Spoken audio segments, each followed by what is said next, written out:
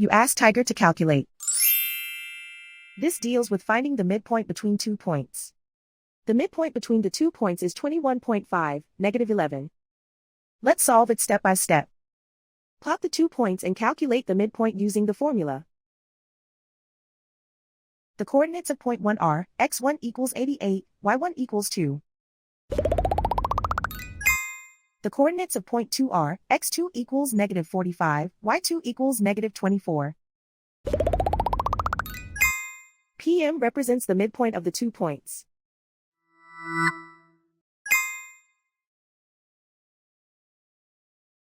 Use the x values in the midpoint formula to find the midpoints x. x1 equals 88. x2 equals -45. Simplify the arithmetic.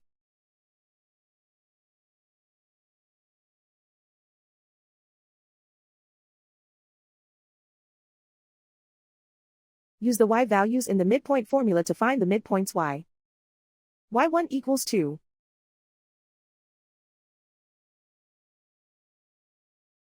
y2 equals -24. Simplify the arithmetic.